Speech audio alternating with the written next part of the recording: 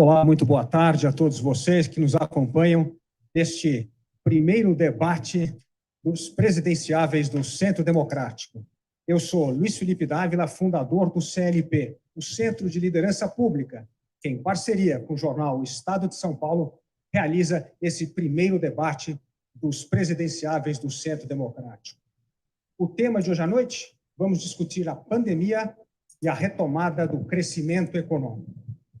Eu gostaria de dar primeiro boas-vindas aos nossos convidados, governador Eduardo Leite, ex-ministro Mandetta, ex-ministro Ciro Gomes. Muito bem-vindo e muito obrigado por participar dessa primeira discussão importante sobre propostas para o Brasil. Esse debate tem como finalidade ajudar você a conhecer melhor os candidatos dos presidenciáveis do Centro Democrático, suas ideias e suas propostas. Como eu disse, neste tema de hoje, vamos discutir a questão da pandemia e do crescimento econômico. Dois assuntos que já deixaram cicatrizes gigantescas no país. A pandemia, mais de 500 mil pessoas já morreram e aumentou radicalmente a desigualdade social no país. 20 milhões de pessoas voltaram à extrema pobreza. Na questão da economia, o legado do lulopetismo e do bolsonarismo é uma tragédia para os brasileiros. Nós, infelizmente, temos no nosso ranking 3 assuntos terríveis.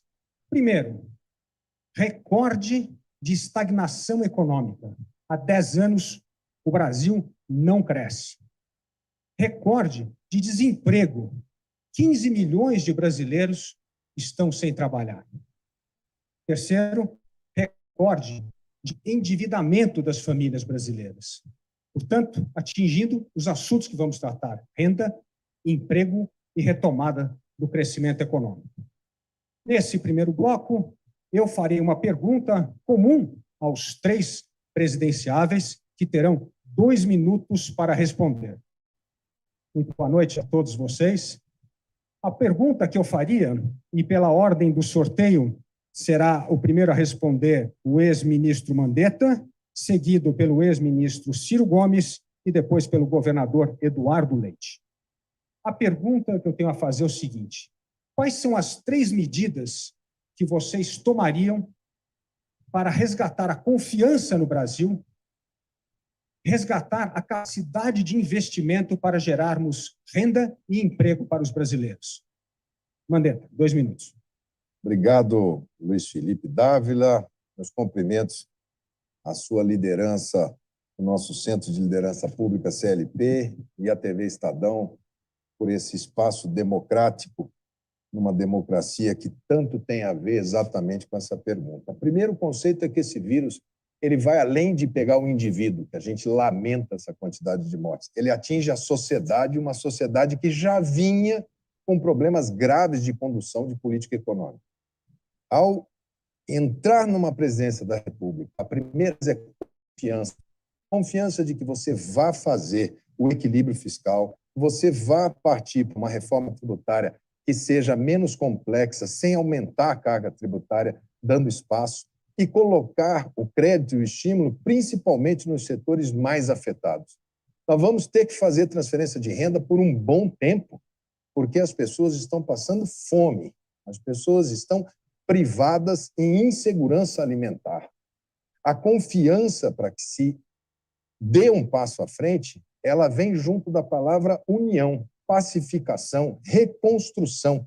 Somente propostas que sejam democráticas, de equilíbrio político, que possam traduzir investimentos em construção civil, que é um grande setor empregador, numa reforma tributária que seja menos complexa e, principalmente, que não onere o investimento na ponta que gera emprego, e uma política de retomada de industrialização. Nesse episódio, a industrialização da saúde, que tem um déficit em balança de 38 bilhões de dólares, nós ficamos devendo até uma máscara dessa, de tanto que desindustrializamos. Então, é um setor que pode, sim, dentre outros, puxar, junto com o turismo, enfim, com uma série de setores que precisam de estímulos para retomar e garantir a confiança no Brasil. Agora passo a palavra ao ministro Ciro Gomes. Bom, muito boa noite a você, Felipe Dávila. Meus cumprimentos muito afetuosos e respeitosos ao Luiz Mandetta e ao governador Eduardo Leite. Minha saudação a todos que estão nos acompanhando. Se eu algum dia tiver a honra e o privilégio de servir essa grande nação como seu presidente, eu tratarei de devolver ao país uma noção de projeto nacional de desenvolvimento. Virou uma obsessão para mim. Hoje, Felipe, ninguém sabe para onde o Brasil está indo em nenhum setor. E nada sério, em nação nenhuma do mundo, se constrói da mão para a boca no varejo do dia a dia, como o Brasil tem dispersado as suas energias. 3 providências de curto prazo. Ir em socorro das famílias endividadas, são 63 milhões de brasileiros humilhados no SPC, e em socorro, segunda providência, das 6 milhões de empresas, micro e pequenas especialmente, também colapsadas, são 6 milhões delas no Serasa, na antessala de quebrar, e esse é o principal motor da atividade econômica privada, o consumo das famílias e o investimento empresarial privado. É preciso urgentemente criar uma condição, e eu tenho uma proposta que eu vou detalhar oportunamente, de 3 trilhões de reais em 10 anos para retomar o investimento público em infraestrutura com os cuidados, naturalmente, de não perder o equilíbrio fiscal, que é um dogma de honra e de fé para mim, que já fui governador, já fui prefeito, já fui ministro da Fazenda, e não tem um dia único sequer de déficit. Na sequência, nós precisamos dizer ao povo brasileiro qual é a Constituição que nós queremos. Virou uma coxa de retalhos completamente contraditória, coisas absurdas que estão se enxertando ali, sem nenhum cuidado, tipo teto de gastos. O valor perseguido é correto, mas a forma de fazer é única no Brasil e vai criar um constrangimento impossível para a governança do país. E, em segundo lugar, o desenho político. Nós estamos vendo aí, não é mais possível replicar essa estratégia que, a pretexto de um certo pragmatismo, contemporiza, que é a única coisa que não muda no Brasil, com a ladroeira levado ao elemento central do modelo de poder que domina o Brasil nos últimos 30 anos. Eu lamento muito ter que dizer isso, mas esse é o fato que nós temos que achar o caminho para resolver. Governador Eduardo Leite. Muito obrigado, Luiz Felipe. Peço licença para cumprimentar também Ciro, Mandetta, quem está nos acompanhando. Olha, em primeiro lugar, uma honra poder participar aqui de um debate que talvez a gente possa buscar mais debater convergências até do que divergências, quando é próprio no período eleitoral que candidatos sublinhem as suas diferenças e a gente pode discutir o futuro do país, discutir aquilo que a gente quer para o nosso Brasil no pós-pandemia. Evidentemente, nesse momento, nosso respeito a quem perdeu familiares, amigos nessa pandemia, pela mais do que omissão da liderança maior da nação, uma liderança no sentido contrário, porque se fosse apenas omissão já seria ruim, mas enfrentou, foi contra as medidas que mundialmente estavam consagradas como as necessárias para salvar vidas. E a vacinação, que a gente espera possa aí se expandir nos próximos meses, infelizmente também enfrenta seus escândalos, porque a vacinação é o primeiro passo para que a gente possa ter tranquilidade para uma retomada forte da economia. E no sentido seguinte, depois da vacinação, depois da pandemia, a gente precisa pensar o crescimento da economia do Brasil para além da recuperação da pandemia. Naturalmente, durante o coronavírus, durante esse momento, a gente precisou ter medidas extraordinárias de gastos públicos para auxílio emergencial que foram extremamente necessários e recursos públicos precisaram ser colocados para sustentar serviços para a população.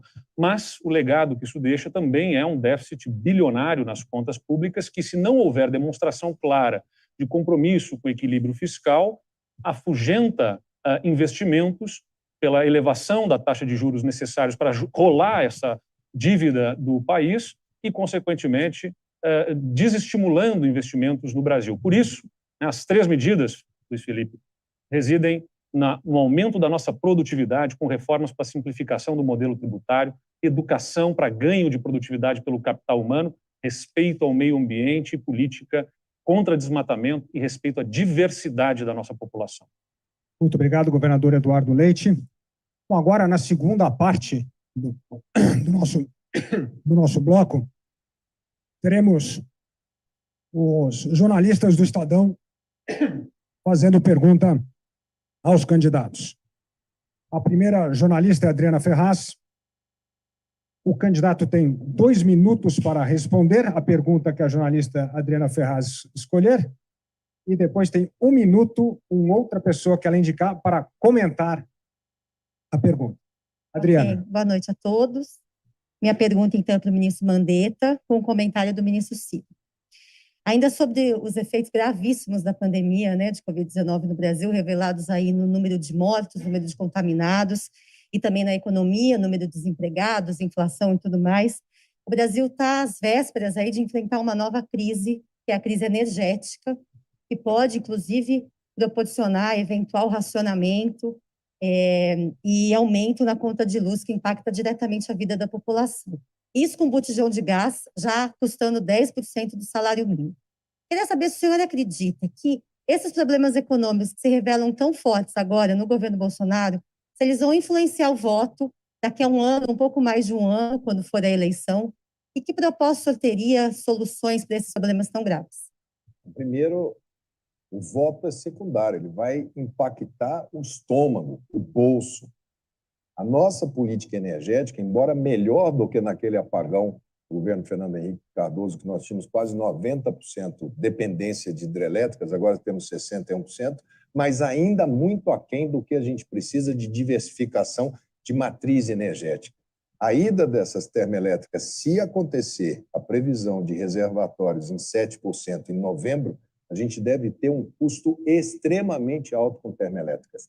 Isso vai ser mais um golpe numa população que já vem machucada, já vem com perda de renda, já vem com indústria necessitando de energia. A energia é uma das válvulas de saída para você aquecer a economia, são matrizes energéticas mais baratas, que seriam um diferencial. O Brasil tem um potencial energético solar enorme, subaproveitado, eólico subaproveitado, a própria biomassa hoje do grande agro brasileiro subaproveitado. Essas são as linhas principais. E uma aceleração e uma política muito mais responsável por parte do grande gerador dos derivados de petróleo. Não se pode mais cometer uma Abreu e Lima custar 20 bilhões e não sair do lugar. Não se pode mais cometer aqueles erros de monopólio e centralização, para que essa política energética ela seja diversificada, com concorrência plural, para que a gente possa diminuir o custo da energia, que já vinha alto e agora agravado pela questão climática, que tem como pano de fundo também o desequilíbrio climático. E a gente também tem uma agenda ambiental aqui do lado para falar de energia limpa, para falar de energia renovável, que a gente possa trazer para essa matriz energética brasileira situações que deem perenidade e sustentabilidade na geração de energia, para baixar o preço e ter sempre. Bom, eu tenho boa concordância com o Mandetta na apreciação e quero repisar apenas aqui algumas coisas e discordar num discreto ponto. Não tão discreto assim quando formos implementar essa política. Mas o diagnóstico brasileiro é que há falta de projeto no Brasil. O Brasil não tem nenhum plano, nenhum projeto e deixou essas coisas acontecerem. Segundo, nós estamos vivendo recorde sobre recorde de desmatamento na Amazônia. A gente não é muito acostumado a saber, porque a nossa escola ainda é muito precária, mas a chuva do sul e do sudeste vem de rios aéreos que se formam pela evaporação da Amazônia. À medida que você destrói a floresta, esses rios estão perdendo suas nascentes. E eu já tinha visto em Santa Maria, no Rio Grande do Sul, já tinha mudado bastante o clima quando eu era ministro da Integração Nacional. Passou a se falar de seca no interior do Rio Grande do Sul, procurar poço profundo, construir barragens lá em Santa Maria, na região de Santa Maria. Pois bem, a minha concordância é essa: o Brasil tem que diversificar um projeto energético e a partir de energias limpas. A biomassa, em alguns setores, é absolutamente importante, mas também a eólica e a solar. Só discordo, para deixar em outra oportunidade uma reflexão sobre a política de petróleo, gás e bioenergia. Essas a gente precisa amadurecer melhor. Muito obrigado, Adriana. Muito obrigado, ministro Mandetta e ministro Ciro Gomes. Agora eu convido o jornalista Túlio Cruz para fazer a sua pergunta a um candidato e escolher outro para comentar. É uma pergunta para o Ciro Gomes, com comentários do Eduardo Leite. Antes da pandemia, o nível de investimento público em saúde no Brasil já estava abaixo da média mundial, e o governo federal vinha diminuindo a participação dele no financiamento do Sistema Único de Saúde em relação aos outros entes federativos, os municípios e os estados. A pandemia mostrou a necessidade de investimento na rede hospitalar e a campanha de vacinação não acaba esse ano. Será necessário continuar vacinando por muitos anos. Pergunto o que o senhor mudaria na configuração atual do SUS e como garantir financiamento tendo um orçamento cada vez mais apertado por interesses no Congresso. Bom, o SUS, em primeiro lugar, tem que ser defendido por quem tem solidariedade com as pessoas mais pobres. Ai de nós, brasileiros, se não fossem os profissionais de saúde e a generosidade do SUS, né, que abriu suas portas, corremos riscos. O Brasil é o país que mais perdeu profissionais de saúde. Entretanto, é um sistema muito bem intencionado que já tem 30 anos. Ele precisa de aperfeiçoamentos. E dois estão embutidos na sua pergunta.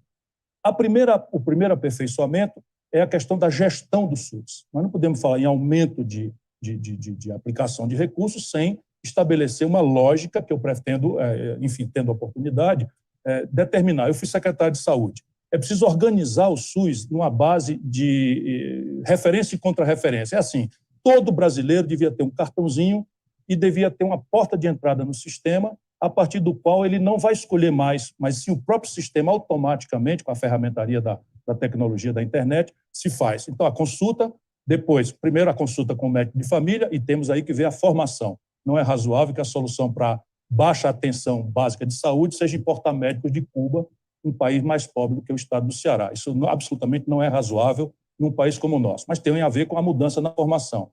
A partir daí, exames especializados e tomografias e exames em consulta com especialistas, através de uma rede de policlínicas cujo funcionamento já existe lá no estado do Ceará, que eu cito apenas como exemplo daquilo que é praticável. E depois os hospitais secundários e terciários, para os quais as pessoas não devem ir caoticamente, mas sim referidas pelo sistema do sistema de referências do SUS.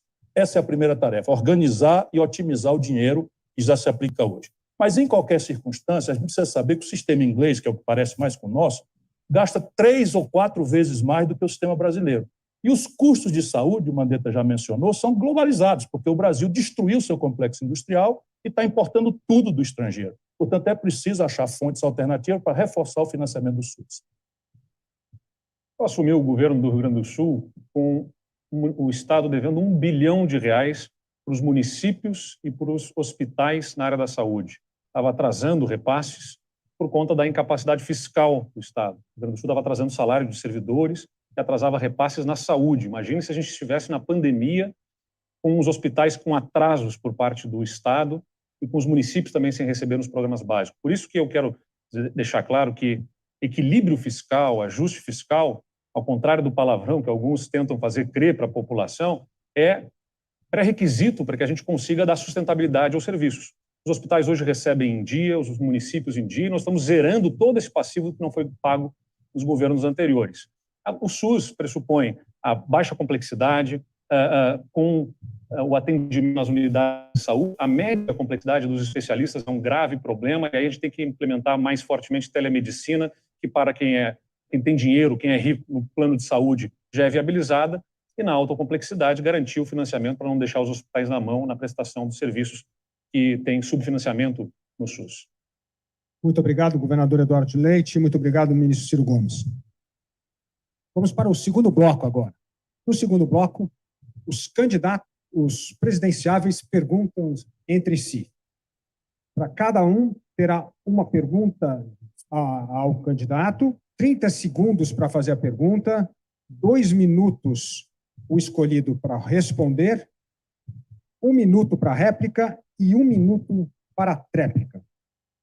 Pelo nosso sorteio... Acho que faltou uma pergunta, é isso aqui, né? Faltou uma. Desculpa, faltou. Pedro, esqueci essa. Muito.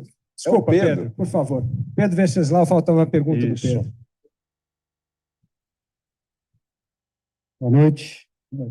A pergunta é para o governador Eduardo Leite, com comentário do ministro Mandetta. O Brasil passou por 2 processos de impeachment desde a redemocratização e agora cresce a pregação por um novo processo de impeachment.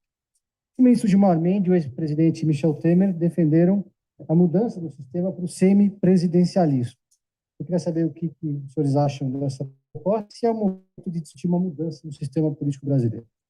Sem dúvida, a gente tem um modelo que acaba gerando muita instabilidade O PSDB e eu, dentro do PSDB, somos parlamentaristas. Agora, é claro que para o parlamentarismo se viabilizar, é fundamental ter uma reforma político-eleitoral no sistema partidário, reduzindo o número de partidos, né, ou pelo menos desestimulando a criação de novos partidos no Brasil. Nos anos 90, você tinha os grandes partidos com 90, 100 deputados cada um. Hoje em dia, o maior partido tem 50.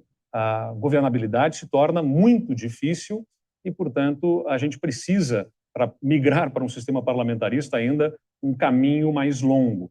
Portanto, acho que é importante a gente deixar claro sobre impeachment, né? A gente não pode banalizar impeachment, mas a gente também não pode permitir que se banalize a presidência da República, né? A forma como é exercida a presidência da República está, sim, e deve estar sob análise rigorosa dos parlamentares, e uma CPI, como a que nós temos neste momento no Senado da República, investigando fatos e com informações muito graves em relação à pandemia, merece ter toda a atenção para, se for o caso, e inevitável, dar curso a um processo de impeachment. No entanto, como você falou, esta instabilidade política naturalmente acaba gerando receios, né? Riscos também econômicos, porque a insegurança sobre o sistema político do Brasil gera riscos. Riscos são custos, os custos inviabilizam negócios e investimentos, e quem paga o preço, no final das contas, é o povo, porque o país, com este risco, vê negócios se frustrando, a taxa de investimento privado também se reduzindo e, consequentemente, o emprego e a renda da população afetados. Então, reforma política é fundamental. Aliás, entendo que o próximo presidente da República não deva ser candidato à reeleição. Se eu tiver essa oportunidade, já não fui candidato à reeleição como prefeito, nem como governador, para que a gente possa serenar os ânimos do Brasil. Eu concordo em parte do Eduardo, mas há claramente no Brasil uma dualidade. Uma Constituição que, de uma maneira de plebiscito, definiu o presidencialismo, quer dizer, não quis o parlamentarismo, mas com um corpo pensado para o parlamentarismo. Talvez colocar alguns mecanismos típicos do parlamentarismo para a solução de crises. O voto de desconfiança, que é típico do parlamentarismo, quando ele é feito, há o afastamento, mas eleições gerais, tanto para a Câmara quanto para a presidência da República. Talvez seja algo a ser discutido. O parlamentarismo como modelo levaria muito tempo para o povo brasileiro entender, ele já opinou sobre isso, não entendeu, acha que o sistema ainda tem que ser presidencialista dessa maneira como está colocado. Sem a reforma política que tem que ser feita, o país caminha para mais divisão, para mais confusão, para mais dificuldade exatamente de haver harmonia, para pacificar o país, para cicatrizar essa ferida aberta que a gente está vendo. Muito obrigado, Eduardo Leite, Mandetta e Pedro, muito obrigado. E me desculpe. Bom, vamos agora para o segundo bloco. No segundo bloco, os candidatos perguntam entre si. Cada um pergunta uma vez para um convidado e o outro comenta. A regra é 30 segundos para se fazer a pergunta, 2 minutos para responder, 1 minuto para a réplica e 1 minuto para a tréplica. Pela ordem do sorteio, o primeiro a fazer a pergunta é o ex-ministro Ciro Gomes. Vou perguntar para o Eduardo. Eduardo, acho que está ficando quase engraçada a obsessão com que eu defendo um projeto nacional de desenvolvimento. É que eu acredito fortemente que só um projeto pensado com começo, meio e fim, com objetivos claros, com orçamentação equilibrada, enfim, e que se decida claramente quem vai pagar o quê da conta, porque o Brasil tem um sistema muito injusto. A minha pergunta é, qual é o seu modelo de desenvolvimento? O que é da sua experiência de governador do Rio Grande do Sul poderia ser aplicado num projeto para o Brasil? Perfeito, obrigado, Ciro. Bom, governar um ente subnacional, um Estado, né, evidentemente é diferente do que é para o Brasil, porque você tem um outro papel na presidência da República.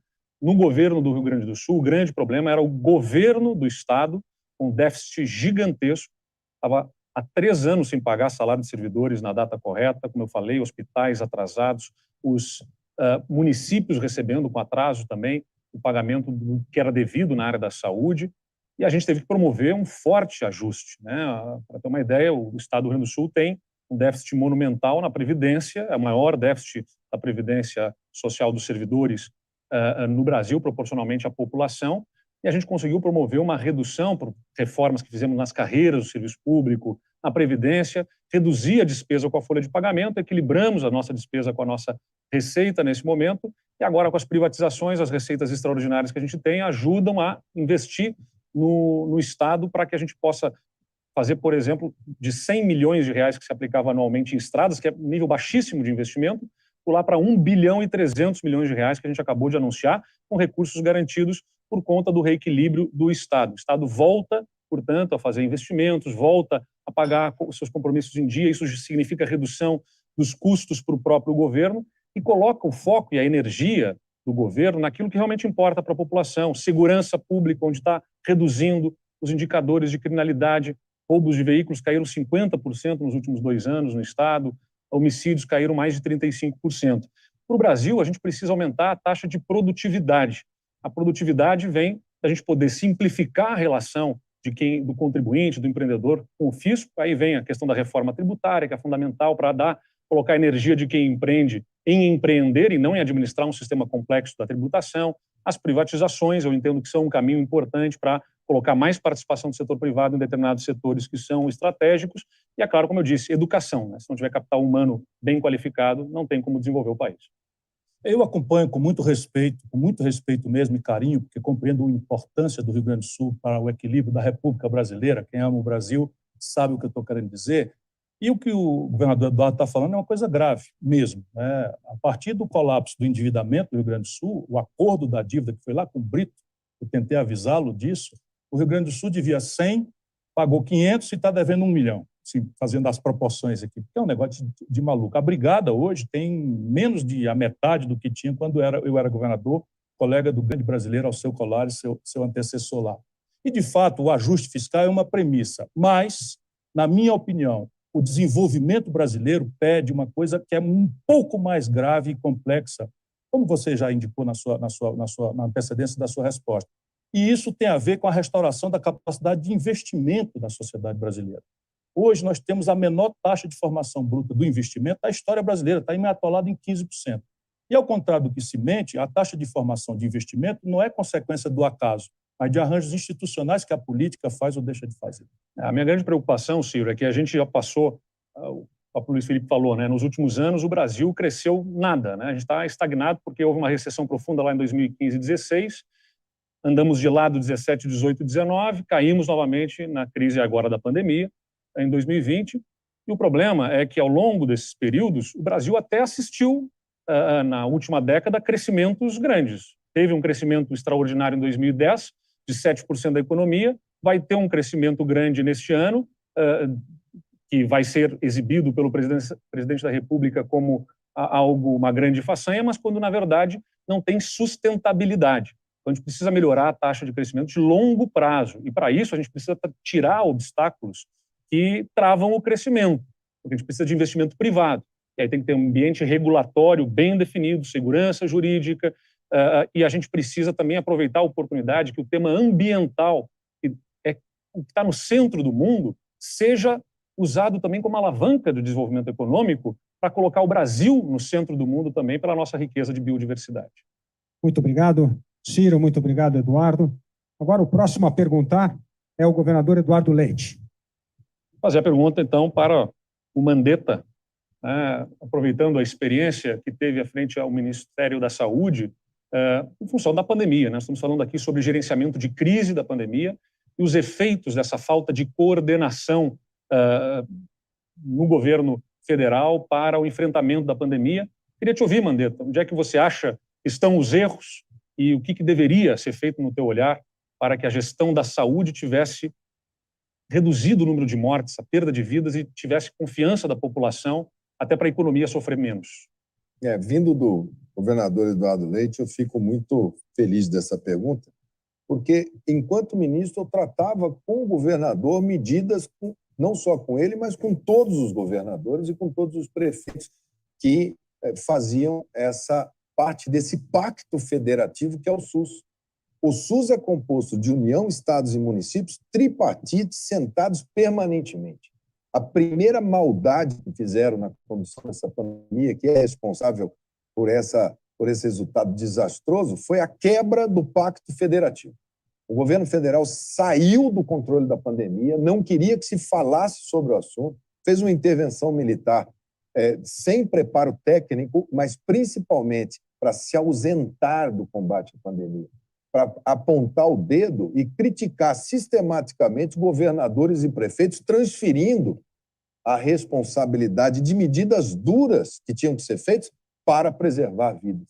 Isso causou uma enorme ruptura no nosso sistema de saúde. O segundo ponto foi o desmanche das equipes técnicas. Nós tínhamos algumas figuras ali, eu cito sempre o exemplo de Wanderson, que é uma referência em epidemiologia e combate a epidemias. Para que retirar um funcionário de carreira que tinha essa expertise? Substituíram por peças que não tinham experiência. Depois faltou um plano de comunicação, faltou credibilidade, faltou transparência nos atos, avisar, pedir um sacrifício para saber qual era o objetivo. Caíram no falso dilema de falar, olha, entre economia e saúde, vamos ficar com a economia. É falso, porque quem faz essa opção, na história, várias epidemias, governos foram nesse caminho, e isso tem muito do ministro da Economia, que influenciou nesse debate, e a economia leva muito mais tempo que é o que a gente está vendo no Brasil, com aí nós perdemos praticamente o primeiro semestre inteiro por inércia do governo federal. Não, eu perdi a conta de quantas reuniões eu fiz com prefeitos no Rio Grande do Sul e quantas vezes nós falamos ao telefone e também presencialmente em função da pandemia. Os momentos de crise é quando mais o governante precisa estar presente. O prefeito, no momento que tinha crise de enxurradas, de chuvas, o prefeito não pode ficar no gabinete, tem que ir lá para a linha de frente, acompanhar os bairros que estão atingidos. Como governador, no momento de crise como a pandemia, tem que ir para a linha de frente, tanto quanto, em função da crise fiscal, eu tive que fazer reunião com os sindicatos, mesmo que houvesse divergência, eu sabia que seria atacado nos encaminhamentos que fiz, mas o governante não pode se esconder e, menos ainda, não pode incendiar a discórdia. Por isso, eu acho que é um momento que a gente precisa entender o nível de coordenação. O presidente precisa ser presidente de todos. Conversar com os que divergem dele também, não ouvir apenas os seus, e ter a disponibilidade de construir consensos, especialmente considerando que só tem um inimigo, e não somos nós contra eles, é nós contra o vírus. Com certeza. E tal qual o Ciro fica no Plano Nacional de Desenvolvimento, eu ficava ciência, ciência, ciência. Ciência, foco e disciplina. Ora, qualquer pessoa que analise doença causada por vírus, a grande arma da humanidade sempre foi vacina. Foi assim que a gente enfrentou pólio, difteria, cachumba, sarampo. Era óbvio que o Brasil tinha que ter uma organização para ir contra as vacinas. 81 e-mails da Pfizer oferecendo a vacina para o Brasil e nada, falavam que $10 era muito caro. E agora na CPI aparece que a Covaxin, que não tinha nem fase 2, quiçá 3, fechando a $15. Além de não adquirir, além de atrasar, ainda agora coloca sob suspeição o uso de dinheiro público na corrupção, na compra de vacina, o que é crime. Crime quase que diria hediondo, porque nos privar da vacina, atrasar as vacinas e agora partirem para negociatas em cima de vacinas, me parece que isso é o crime principal desse governo nessa condição. Muito obrigado, Mandetta. Muito obrigado, Eduardo Leite. Agora, quem faz a pergunta é o ex-ministro Mandetta. Eu vou fazer para o Ciro para que todos possam falar, que o Ciro já abordou quase tudo que eu ia perguntar para ele, é muito danado, né? Então eu vou fazer uma pergunta que eu lhe confesso que eu ia fazer para o Eduardo, que eu tinha escrito aqui. Deixa eu achá-la, porque ela ficou bem organizada, que era a questão da nossa desindustrialização. Metade desse setor industrial vai sair fragilizado. Nós já tínhamos uma participação no PIB da indústria que tinha caído, nós estamos aí com uma participação baixíssima, de 13%, 12%, 13%. O que pode ser feito para tirar essa tendência de desindustrialização e essa economia voltada apenas para commodities primárias? Como é que trazer valor agregado e que isso, acoplado com uma política de geração de bons empregos e renda para essa juventude que está vindo? Um projeto nacional de desenvolvimento tem que ter uma ferramenta, entre outras tantas, e essa ferramenta, em relação à sua pergunta, Mandetta, que eu agradeço, é aquilo que nós chamamos de política industrial e comércio exterior, que as pessoas mais descuidadas não parecem que satanizaram isso no Brasil, quando o mundo inteiro faz. A substância do conflito estratégico dos americanos com os chineses é política industrial de comércio exterior. Como é que a gente faz? Primeiro, criar que os preços centrais da economia sejam favoráveis à produção e à exportação e não estimulantes da importação. Então, vamos ter clareza disso. Hoje, o empresário brasileiro trabalhou durante 30 anos, 26 anos para ser exato, com uma taxa de câmbio, que é um assunto que a gente tem que especializar para o povo entender, que favorece o importado entrar aqui e desfavorece o brasileiro que exporta. É preciso trabalhar com esse preço relativo de maneira a inverter o valor, como a China faz, e os americanos agora estão desvalorizando o dólar para ganhar competitividade. O segundo preço central é a taxa de juros, Eduardo. Essa coisa da austeridade fiscal é muito importante como meio, mas hoje o grande câncer das contas públicas brasileiras é juro. E a taxa de juros brasileira é a maior do mundo há 26 anos. Nós precisamos criar uma condição de conta pública que essa taxa de juros desce a economia brasileira de maneira competitiva com o mundo. São as duas primeiras grandes providências. Depois você tem uma política tarifária. Você tem que olhar quais são os ganhos de escala, quais são os ganhos de financiamento dramaticamente barato que um chinês, que um europeu e que um americano tem, que o brasileiro não tem. Você desconta um duplicado de São Paulo a 42%, faz 10 anos que um industrial americano paga 0 por ano. Então é preciso fazer uma tarifa que compense isso se a União é o fator hostil à competitividade do Brasil. E alguns caminhos são óbvios. Primeiro, reter poupança. Vou terminar aqui. 4 complexos industriais onde nós já estamos gastando dinheiro, a maturidade tecnológica é muito boa e um desses setores você conhece bem, o setor do complexo industrial da saúde. Mas o complexo industrial do agronegócio, que importa mais da metade dos seus custos de produção, não tem sentido. O complexo industrial da defesa, outro dia, o Exército Brasileiro deu uma concorrência, foi anulada de tanta protesto que fizemos, e os chineses ganharam a concorrência para fornecer os uniformes do Exército Brasileiro. E o complexo industrial da petróleo, gás e bioenergia, que o Brasil também está importando crescentes quantidades de gás de cozinha que chega em dólar para a mesa do trabalhador brasileiro.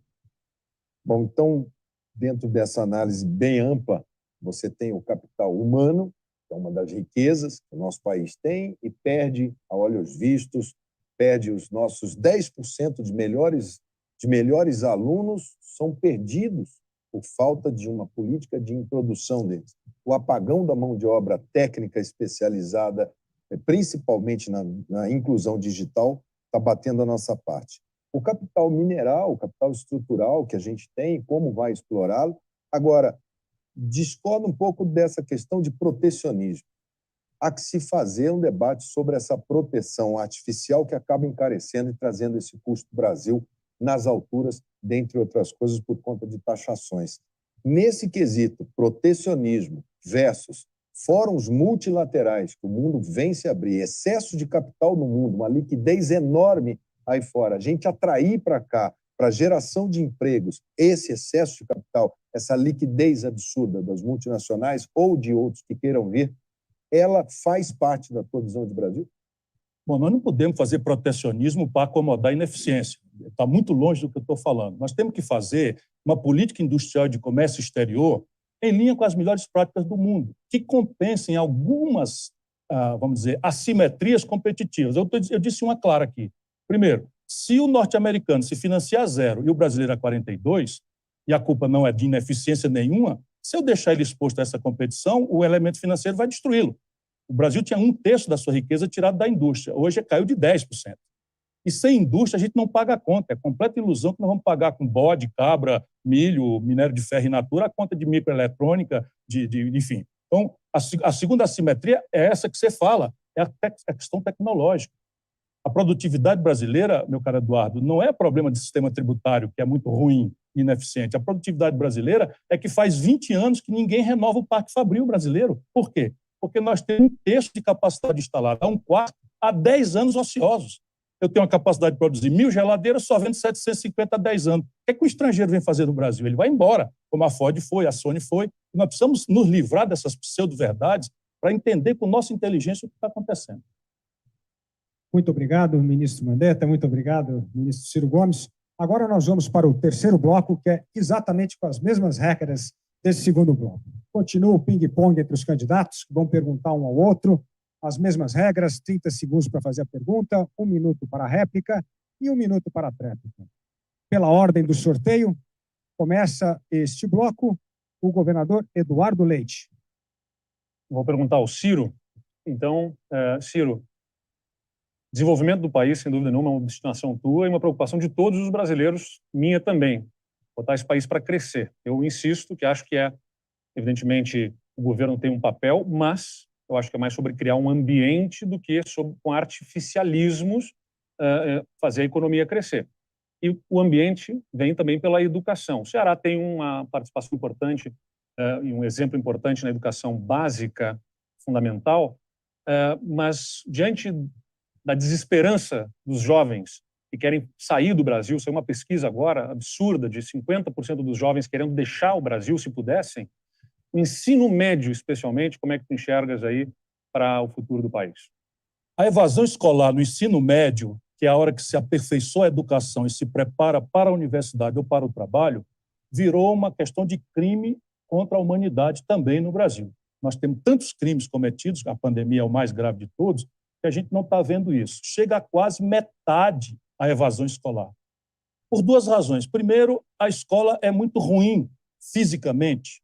O professor mal estimulado, mal remunerado, as novas práticas pedagógicas que a economia do conhecimento permite a um garoto de 15, 16 anos, sabe, fazer a viagem de Pedro Álvares Cabral e descobrir o Brasil com óculos de VR, de realidade virtual, e ele está sendo obrigado a tomar banho, que na cidade é uma coisa muito chata, tomar o ônibus e ir assistir um professor se esfolando com a voz e com um giz na mão para dizer que Pedro Álvares Cabral descobriu o Brasil por acaso. Então, a tragédia tem que ser resolvida qualificando a escola. Nós temos uma experiência, e ela vem de um grande gaúcho, né? O Leonel de Moura Brizola, que é uma inspiração para nós todos trabalhistas no Brasil, e já é metade das escolas do Ceará. Escola técnica, profissionalizante, em tempo integral. Porque nós percebemos com clareza que você tem que reter a criança e o adolescente na escola por prazer. E ali nós desenvolvemos todo um currículo que o garoto e a garota se sentem bem lá na escola. Eles não querem ir embora. Tem projeto de vida, por exemplo. Né? É uma coisa que vale a pena ver, quem puder dar uma olhadinha no Google. E nós chegamos ao ponto, e eu estou fazendo uma homenagem aos professores, não nada a ver comigo, porque isso é uma grande equipe de muita gente, mas homenagem todas aos professores, em que nós não podemos fazer para todo mundo. Fizemos o quê? Determinamos que as escolas de tempo integral, com essa qualidade, onde a evasão cai de 1%, só pudessem ser acessadas prioritariamente ou exclusivamente por alunos pobres, vindos da escola pública. O Ministério Público nos obrigou, em ambiente da melhor norma, porque o Estado tem que ser igual para todos, nos obrigou e fizemos um TAC, um termo de ajuste de conduta, criando uma cota para os ricos, os egressos da escola privada. Parece mentira e vale a pena conferir no Google, mas essa é a saída, qualificar a escola, preparar o garoto para a vida, para disputar a universidade, para disputar a vaga do emprego, ou para ser empreendedor. Vai ter um grande problema aí pela frente, porque se já tinha dificuldade do jovem ver sentido no ensino médio antes da pandemia, depois ainda mais, né, porque desconectou com a sua escola. Né? Alguns não lembram talvez nem o nome da escola deles, os professores, os colegas, diante dessa desconexão que a pandemia gerou. Então, vai ter que ter um foco em atrair novamente esse jovem, fazendo justamente cursos em períodos curtos de microcertificações técnicas para poder viabilizar o sentido para os jovens no ensino médio, sem dúvida nenhuma. O foco nessa recuperação dos jovens também deve envolver, além de habilidade e competência para o que a economia vai exigir deles, mercado de trabalho, também capacitação socioemocional, porque as relações estão completamente deterioradas e o futuro que os aguarda ainda vai ser de muitas incertezas.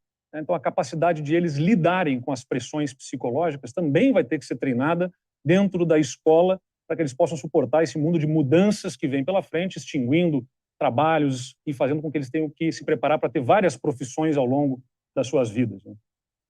Bom, é evidente que o caminho é esse, é fazer da escola um lugar atraente. Mas se a gente tiver que fazer uma opção cirúrgica, a aposta tem que ser no professor.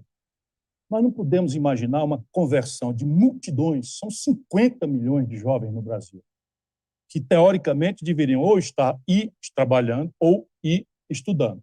Mas são 50 milhões, se nós alargarmos a faixa da juventude para alcançar os dois jovens, né, ilustres competidores aqui, competidores não, colaboradores de um debate, né, em favor do Brasil. Mas veja, a chave é o professor. Nós temos que requalificar esse professor, dar a ele a ferramentaria da economia do conhecimento, e é preciso fazê-lo em atenção aos estímulos. Porque, francamente, né, o salário que se paga ao conjunto dos professores brasileiros, por média, não é razoável. Não é razoável. E os estados e municípios estão exauridos, o que supõe que talvez nós tenhamos que estender também para o ensino médio uma política central de governo aos moldes do Fundeb. E isso é uma coisa que eu quero discutir. Muito obrigado, Ciro. Muito obrigado, Eduardo Leite. O próximo agora a fazer a pergunta é o ex-ministro da Saúde, Mandetta. Então eu pergunto para o Eduardo. Não é isso? É isso. Para o Eduardo. Agora é sim, comigo. Eduardo, Agora é comigo. contigo. Coisa boa quando a gente debate ao mesmo tempo que concorda, discorda e vê que os pontos de convergência são maiores do que os de divergência. Mas, Eduardo, a gente fez uma porta de entrada até organizada e ampla para o enfrentamento da pobreza, que é o Bolsa Família. Grande, como se fosse um funil. É um direito da pessoa não ser pobre. É um direito, isso a gente tem que ter, e são várias as expressões de pobreza na habitação, no acesso à saúde, na educação, e claramente não há uma receita única para acabar com a pobreza. Agora, o Brasil quer essa geração permanente ali dentro, ou ele quer comemorar a superação da pobreza? Quais são as principais avenidas de oportunidades dentro desse programa para a superação da pobreza e a cidadania plena, na tua visão? Você sabe, Mandetta, que esses tempos, dando uma entrevista para a Gabriela Prioli, ela me perguntou justamente, é mais importante o ponto de partida ou a linha de chegada? Digo, olha, na verdade, não tem uma partida por começar, né? O jogo já está rolando. E tem gente começando e tem gente que já partiu há mais tempo e não teve as condições necessárias de educação, não só de educação, o nível de saneamento básico na sua comunidade deixa essa pessoa mais doente, por exemplo, e afasta ela do mercado de trabalho. A habitação dela é precária e indigna. Então, é natural que o governo, num país que tem um abismo como o nosso, tenha um papel, sim, de promoção social, de combate às desigualdades. Não tem como achar que, num país como o Brasil, o mercado vai se encarregar de tudo. É muito importante que a gente possa conciliar uma visão de liberar energia para quem quer empreender e pode empreender e tem vocação empreendedora. Isso significa reduzir burocracia, como eu falei, a carga tributária a partir de um Estado que diminua o seu tamanho, o seu peso e possa, então, aliviar o peso sobre os ombros do contribuinte. Isso é importante, mas, de outro lado, tem um papel o Estado, sim, estender a mão e ajudar aqueles que não vão conseguir se inserir no mercado de trabalho. Vamos falar a verdade. A gente está passando por um momento de revolução tecnológica, muda completamente a forma como as pessoas se relacionam, as profissões estão mudando, né? E a gente vai ter uma série de pessoas que vão ter mais dificuldade de inserção nesse mercado de trabalho. A gente tem que capacitar jovens para que não percam o bonde da história e tenham as habilidades e competências que vão ser exigidas deles para formatação de sistemas, desenvolvimento de softwares, programas, no que vai se abrir de oportunidades nessa nova economia, mas tem uma parcela da população que poderia desenvolver atividades mecânicas que, infelizmente, a gente vê, infelizmente, por um lado, felizmente, por outro, nesta revolução tecnológica sendo substituídos por robôs. Então, haverá um papel do Estado, sim, em mitigação desses efeitos dessa transformação econômica e tecnológica, que vai exigir apoio com transferência de renda, buscando a emancipação, mas é impossível a gente conseguir viabilizar a emancipação para todos. Parece que é consenso que não dá para continuar medindo pobreza somente pela renda. A gente teve uma presidente que fez um decreto de que aquele valor mínimo já não era mais miséria. Tem expressões dessa pobreza. O acesso à educação, à saúde, à habitação, isso vem tudo junto. As pobrezas têm diferenças regionais.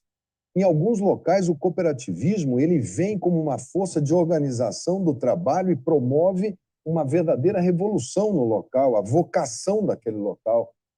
Por isso, a gente defende muito a entrada da inteligência social, da ciência também dentro dessa política de transformação. Onde é que estão os nossos pensadores, os nossos sociólogos, os geradores? Onde é que se mede a performance para que a gente promova esse cidadão? Imagina a alegria de uma família com um diploma, com uma carteira assinada, com uma alforria para não ser manipulado politicamente, como tem sido a manipulação política. Eu aumento um pouco mais o Bolsa Família, portanto, agora eu vou mudar o nome do programa. Mas cadê o cerne do cidadão ter o direito de sair da condição de pobreza e deixar de ser explorado politicamente? A própria pandemia, né, Mandetta, ela mostrou aí o quanto que é importante programas de transferência de renda, o auxílio emergencial se fez necessário, mas a gente fala muito sobre os problemas de corrupção do Brasil e eles precisam ser enfrentados. O Brasil tem um problema de integridade, né? A gente precisa reforçar a integridade, mas também precisa trabalhar na lógica de redução de desperdícios. Como o governo se viu diante da necessidade de emergencialmente transferir dinheiro para a população, muita gente ficou de fora. Só para dar um exemplo, lá no Rio Grande do Sul, várias famílias que ficaram fora não estão no Bolsa Família, mas estão no Cadastro Único, não receberam auxílio emergencial. Nós providenciamos com recursos do Estado para essas famílias, um auxílio emergencial gaúcho, e muitas pessoas que não deveriam receber, receberam.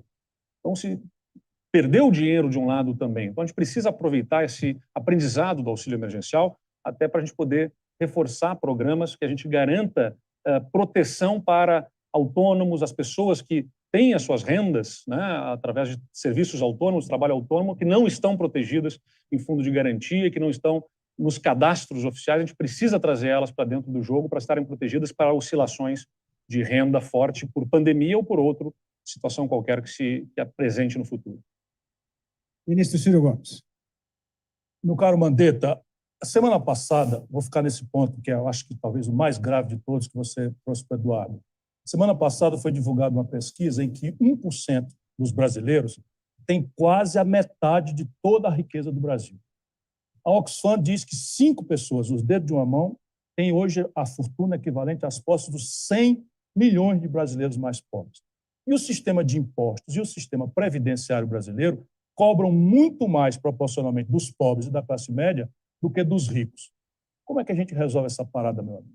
Essa é a discussão hoje permanente, que está na semana, né?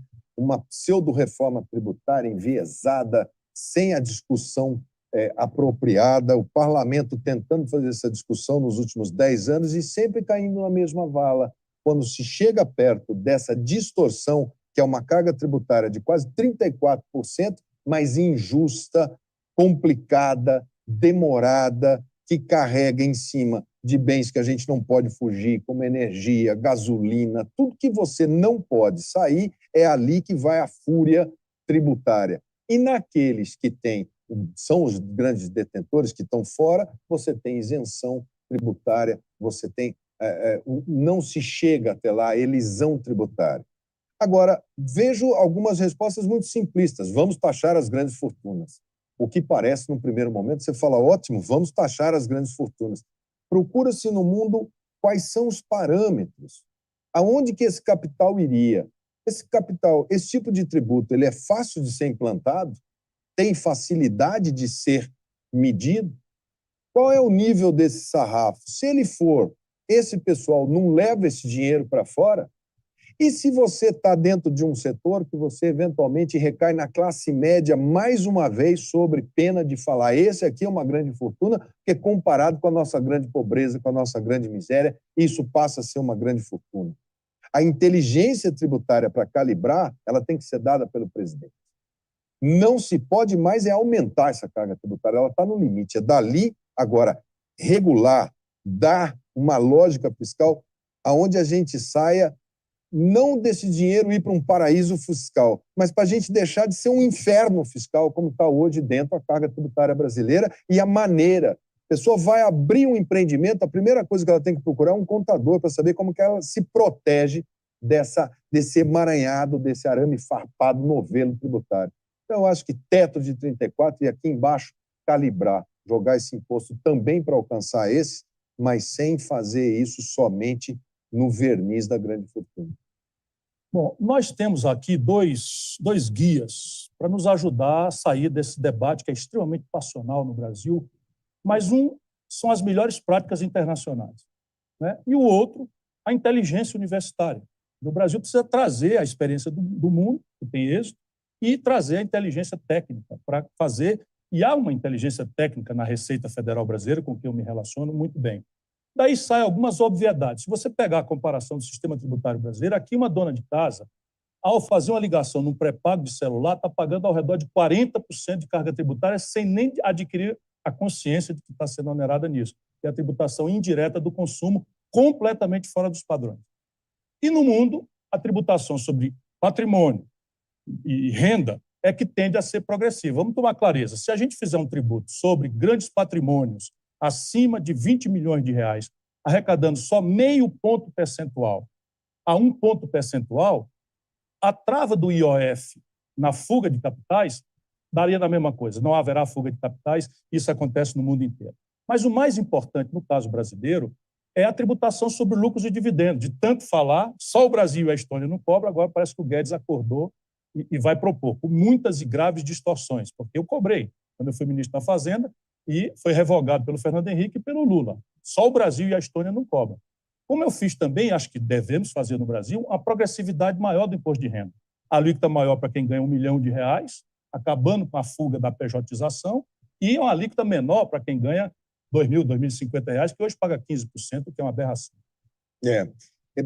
Só não podemos cair na vala de, pela justificativa, achar meios. Eu me lembro da CPMF, eu me lembro do doutor Adib Jatemi, como se fosse hoje, passando de porta em porta no Congresso, preciso de um tributo para a saúde. Louvável, doutor Adib. Vamos criar uma contribuição CPMF na época, que vai ser, era 0, era 25, bem pouquinho, 0,25. Era bem pouquinho, 0,25 no começo, quando ela começa. Depois ela subiu um pouco. A saúde era financiada por 16 bi. Ele falou, vou botar mais 16, ficaremos com 32. O dinheiro da CPMF foram os 16 bi para a saúde, mas os 16 bi, que eram de outros impostos, foram retirados. Quer dizer, há que se ter claro que a reforma tributária ela tem que vir junto de o que vai financiar o quê. A desvinculação das receitas da União em cima da Seguridade Social é um capítulo enorme dessa discussão, que não está abarcada. Se deixar só na mão do Paulo Guedes nessa reforma, isso aprofunda. Na cabeça dele não existem pessoas, só números. Então, a reforma tributária tem que vir junto com justiça tributária ancorada nas políticas do nosso contrato social constitucional. Muito obrigado, Mandetta. Muito obrigado, Ciro. Agora nós vamos para nosso quarto e último bloco, o bloco da conclusão. Cada convidado terá 2 minutos para fazer a sua conclusão. Pela ordem do sorteio, o primeiro a falar é o Ciro Gomes. O Brasil, meus irmãos, minhas irmãs, vive hoje a sua pior crise em toda a história. Houve muitas crises na história brasileira, mas o acúmulo desse genocídio, o desastre social e econômico e o desastre moral que apodreceu a política praticamente em todos os flancos tradicionais, afirmam claramente para nós que nós estamos diante da pior crise de toda a nossa história. Eu quero dizer a vocês, agradecendo o privilégio que o Estadão nos permitiu, agradecendo ao Mandetta, agradecendo ao governador Eduardo, ao Eduardo, né, por essa possibilidade. Se nós repetirmos os mesmos remédios, as mesmas personagens, não há nenhuma razão para supor que nós vamos sair desse desastre para o qual chegamos. E o problema brasileiro não é trocar Chico, Manuel ou Maria. Eu tenho tentado demonstrar isso com clareza. O Brasil, entre os anos 30 e os anos 80, e o ano 80, para ser específico, foi o país que mais cresceu na história do capitalismo mundial, Mandetta. Nós chegamos a crescer uma média próxima de 7% ao ano. Ora, o chão é o mesmo, mais pródigo e generoso do que jamais foi, porque agora temos uma província mineral descoberta pela Vale do Rio Doce, mapeada, temos petróleo a não contar, que não tinha na época. O povo extraordinário, a quem se dando a oportunidade, já mostrou ser capaz de qualquer superação, o povo brasileiro, é o mesmo. O que está fracassando é a política. E isso é uma tragédia porque falta ao Brasil projeto. É uma obsessão que eu quero repartir com as pessoas. Só uma ideia de projeto, que é o que é um projeto?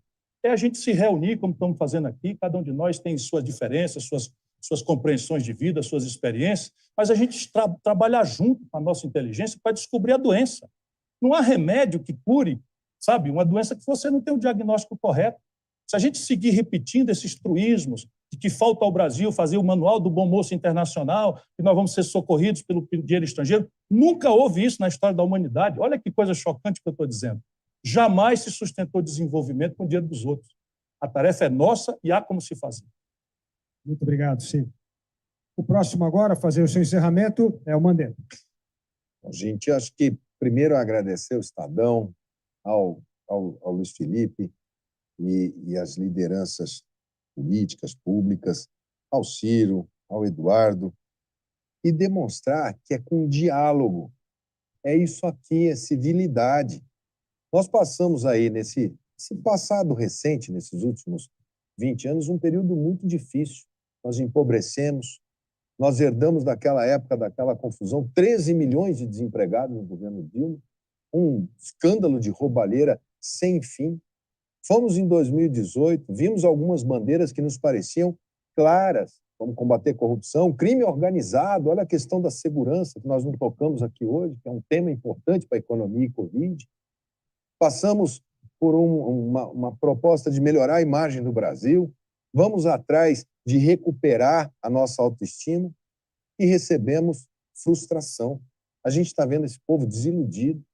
A gente vê aqui, acho que todos vocês veem nessas conversas que estão tendo com as pessoas desamparadas, desacreditando. Olha para Brasília, só vê confusão, só vê coisa ruim.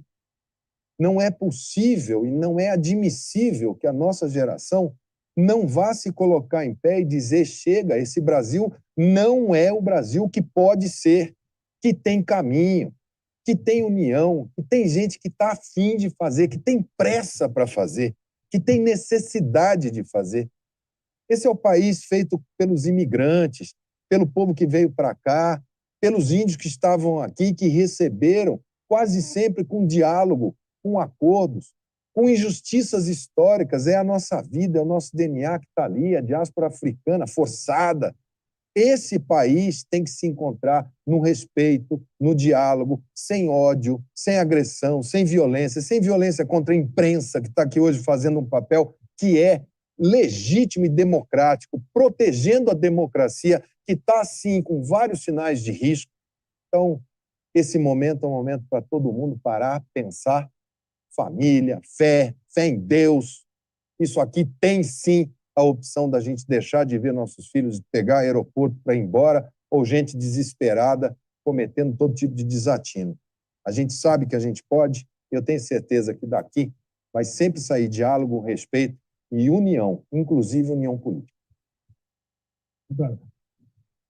Obrigado, Felipe, pela oportunidade. Obrigado, Ciro, Mandetta. Eu tenho 36 anos, tive a oportunidade de ser prefeito da minha cidade aos 27 e governador eleito aos 33. E eu não consigo me conformar que o Brasil tenha 50% dos jovens querendo sair do país porque não acreditam no futuro do Brasil. Não tem como a gente se conformar com isso, mas eu não quero apenas que o Brasil resgate a esperança do jovem, eu quero o conforto dos mais velhos de que eles vão ver esse país dar certo também. E a gente tem enormes possibilidades. Como a gente falou, o tema do meio ambiente é central no mundo. E se o Brasil quer estar no centro do mundo, a gente precisa tratar o meio ambiente no Brasil como deve ser tratado, com cuidado e não com desprezo. A gente tem que resgatar a esperança das pessoas na política para que elas deixem de acreditar naquilo que fizeram muitas pessoas acreditar, que a eficiência é da direita, que a sensibilidade social é da esquerda. Por isso que a gente precisa retomar o debate no centro, mas não apenas um centro que busque estar bem com todo mundo. O Brasil precisa de um centro-avante, um centro para frente, com um propósito, com convicção do que tem que ser feito e defendendo essas convicções sem passar por cima de ninguém. Eu acredito que é possível, sim, aliar, e eu busco aliar isso no governo que faço no Rio Grande do Sul, eficiência da máquina pública, com ajuste nas contas, para buscar equilíbrio da receita e da despesa, privatizações, modernização da máquina pública, de um lado, que as contas entraram em equilíbrio por conta dessas ações, com, do outro lado, ações de proteção social, de apoio a quem mais precisa, de respeito à diversidade. A gente tem um povo com uma diversidade linda, gente diferente, isso nos torna mais criativos e não só do lado do meio ambiente, desmatamos a nossa rica biodiversidade, as nossas florestas, do lado humano, nós podamos a nossa gente, desestimulando a diversidade.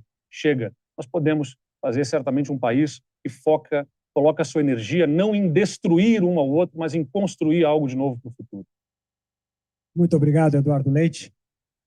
Em nome do Estadão e a vocês que nos acompanharam durante esse debate, eu gostaria muito de agradecer ao Ciro Gomes, ao Eduardo Leite, ao Mandetta, que deram prova de civilidade, diálogo.